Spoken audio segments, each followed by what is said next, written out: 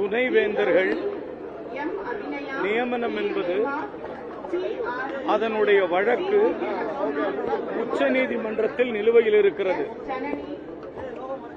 அந்த துணைவேந்தர்கள் நியமனம் என்பது அண்டர் சப்ஜுடியஸ்.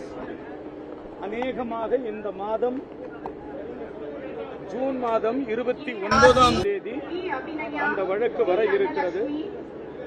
அந்த வழக்கினுடைய நிலைத்தன்மை பொறுத்து வெகு விரைவில் உயர்கல்வித்துறையும் மாண்புமிகு தமிழக முதலமைச்சர் அவர்களும் கலந்து பேசி விரைவில் வைஸ் சான்சலர்ஸ் தமிழ்நாட்டில் உள்ள பல்கலைக்கழகங்களில் அறிவிக்கப்படும் என்கிற செய்தியை நாங்கள் தெரிவித்துக் கொள்வோம்.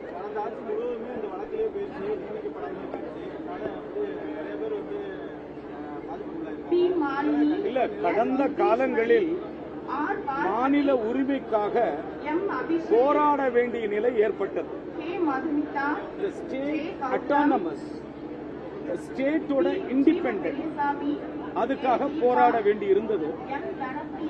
ஆனால் இந்த முறை மாண்புமிகு தமிழக முதலமைச்சர் அவருடைய கவர்னருடைய பட்ஜெட் விளக்க குறிப்பேடில் சரி, மாண்புமிகு முதலமைச்சர் அறிவுறுத்தலின்படி அந்த மோதல் போக்குகள் கடைபிடிக்கப்படாது, சுமூகமாக பிரச்சனைகள் தீர்க்கப்படும், வழக்குகள் எல்லாம் மிக விரைவில் சரி செய்யப்படும், வைஸ் சான்சலர்ஸ் அப்பாயிண்ட் பண்ணுவாங்க, நிலுவையில் இருக்கிற பேராசிரியர்கள் நியமனம் பண்ண போறாங்க, கெஸ்ட் லெக்சர்ஸ் 8000 பேர் எங்களை பர்மனன்ட் ஆக்கணும்னு கோரிக்கை வச்சிருக்காங்க.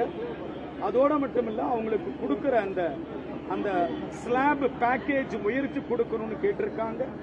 பல ஆண்டுகளா பணியாற்றி கொண்டிருக்கிற கெஸ்ட் லெக்சர்ஸ் அவங்களான நிலைப்பாடுகளை மாண்புமிகு முதலமைச்சர் அவர்கள் ஒரு முடிவுக்கு கொண்டு வருவார் என்கிற நம்பிக்கை எங்களுக்கு இருக்கிறது. பேச்சுவார்த்தை தொடரும்.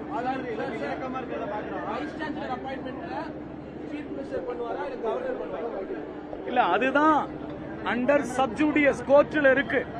அந்த கோர்ட் வந்த பிறகு இல்ல, அது கோர்ட்ல இருக்குல்ல. எங்க நிலைப்பாடு மாநில அரசுக்கு அந்த இண்டிபெண்டன்ட் அட்டானமி இருக்கிறது. பொதுவாக சென்ட்ரல் மத்தியத்தில் இருக்கு. மத்திய பட்டியல், மாநில பட்டியல், பொது பட்டியல். கல்வி தமிழ்நாட்டில் மட்டும் பொது பட்டியல் இருக்கு. அந்த பொது பட்டியலிருந்து விடுபட்டு மாநில பட்டியலுக்கு வரணும். அப்பொழுதுதான் நாங்க இண்டிபெண்டா நாங்க எங்க செயல்பட முடியும். அதுக்கான முறையான அறிவிப்புகளுக்காக காத்திருக்கோம்.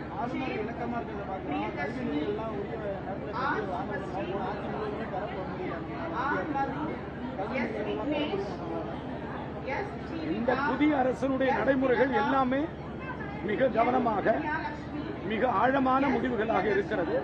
நிச்சயமாக மாண்புமிகு முதலமைச்சர் அவர்கள் டெல்லியிலே பிரதமர் அவர்களோடு சந்தித்து மற்றும் உயர் மத்திய அமைச்சர்களோடு சந்தித்து ஒரு நல்ல தீர்வை எட்டி கிடைக்க வேண்டிய நிதிகள் எல்லாம் டெபினட்டா கிடைப்பதற்கான முயற்சி எடுக்கும்.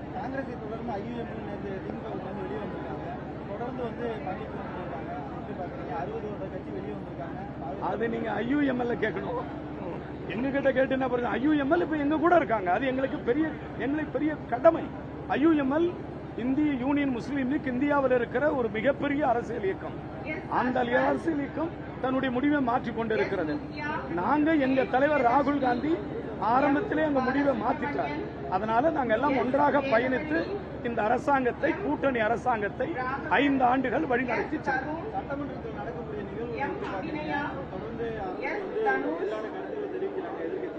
அதுல என்ன இருக்குது? அரசியல்னா எதிர்கட்சிகள் ஆக்கப்பூர்வமான கருத்துக்களை தெரிவிக்கணும் தான். அதுக்கு முறையான வழியில் ஆளும் கட்சி எங்க பதில நாங்க சொல்ல போறோம். இதுதான் ஜனநாயகம். ஆக்கப்பூர்வமான கருத்துக்களை ஜனநாயகத்தில் அவங்க தெரிவிக்கலனா மக்கள் பார்த்துக்கிட்டு இருக்காங்க. 8.5 கோடி மக்கள் பார்த்துக்கிட்டு இருக்காங்கல்ல. அவங்க தான் இப்பதான் சொல்லிட்டாங்களே, அரசு யாரை ஆளுவது, அரசாங்கம் யாரை நடத்துவது என்று சொல்லிவிட்டார்கள். ஆனால் ஒரு சில பேர் இன்னும் அரசாங்கத்தை நாம் நடத்துவது போது நினைத்துக் கொண்டிருக்கிறார்கள். அது தவறானது. தளபதி விஜய் சார் அவர்களுடைய அரசாங்கம், கூட்டணி மந்திரி சபை நடந்து கொண்டிருக்கிறது. நன்றி, வணக்கம்.